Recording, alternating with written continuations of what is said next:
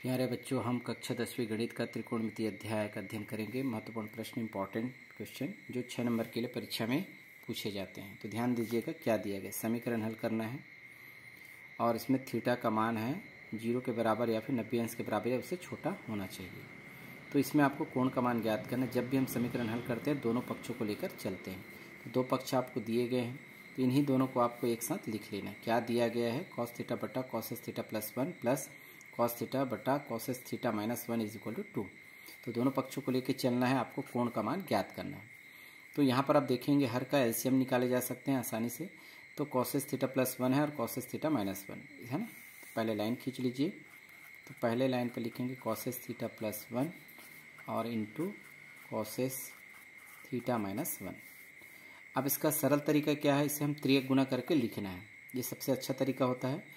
तो causes theta minus 1 दिखाई दे रहा है, इसका गुना हम त्रियक करेंगे तो कॉस थीटा से करेंगे। इसका गुना यहाँ पर लिख दीजिए। तो इस तरह से कॉस थीटा गुना के रूप में अभी लिख लेते हैं कोसेस थीटा माइनस 1 और बीच में क्या है प्लस।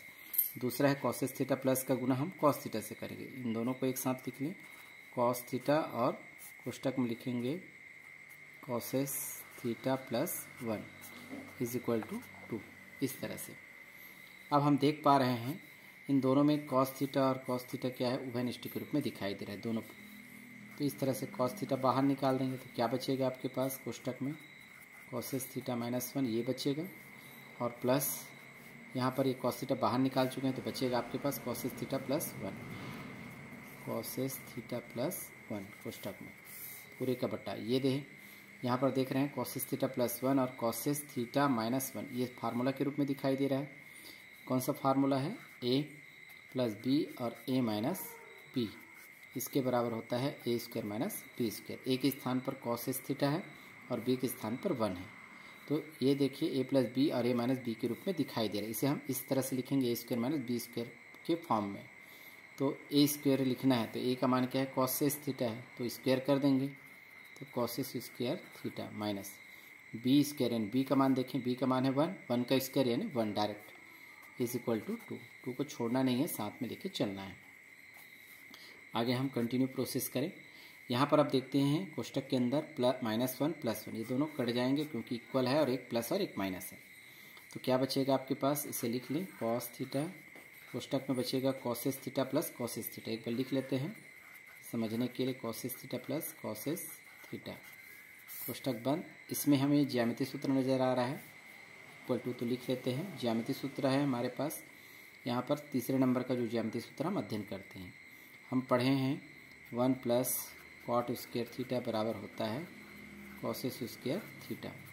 तो आप देख पा रहे हैं कॉसेस स्क्वायर माइनस 1 के रूप में लाना है। तो कॉसेस स्क्वायर थीटा सिंगल है तो 1 का पक्षांतर हम कर दें तो हमारे पास क्या रह जाएगा? Cot square theta is equal to cosec square theta minus 1 के रूप में।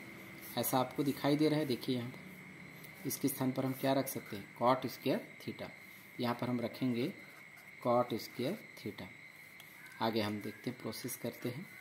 यहाँ पर है कॉस थीटा, इन दोनों का हम जोड़ेंगे causes theta plus cosec theta. Causes theta कितने बार है? 2 बार है, तो इन दोनों का योग होगा 2 इंटू 2 कॉसेस थीटा बटा यहाँ पर है cot square theta is equal to 2।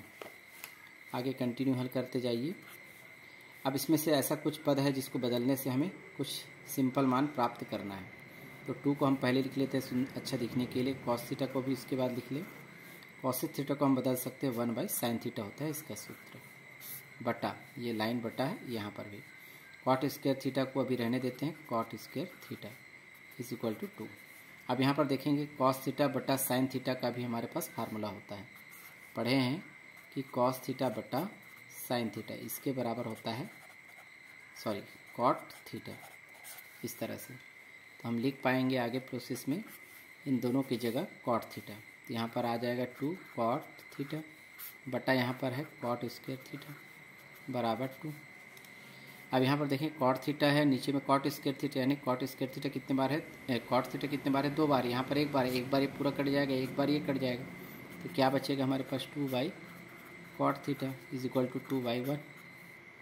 अब चाहे तो आप इसे त्रियक गुना कर सकते हैं या फिर 2 और 2 अंश में है तो डायरेक्ट काट सकते हैं। 2 और 2 कट जाएगा तो कॉट थीटा बराबर क्या बचेगा यहाँ पर 1 बचेगा। तो कॉट वाले लाइन पर 1 कितने डिग्री का मान होता है यह आपको चेक करना है। तो cot theta is equal to cot 45 अंश का मान होता है 1, है ना। तो कॉट और कॉट क्या हो जाएगा, कट जाएंगे। तो थीटा बराबर क्या आएगा 45 अंश प्राप्त होगा। यही आपका उत्तर होगा। इस तरह से क्वेश्चन को हम सॉल्व कर सकते हैं। तो आप इस तरह से देखिए, स्क्रीनशॉट आप ले सकते हैं। यदि आपको यह वीडियो अच्छा लगे तो आप इसे सब्सक्राइब कर लीजिएगा ताकि आपको समय रहते नोटिफिकेशन मिल सके। धन्यवाद।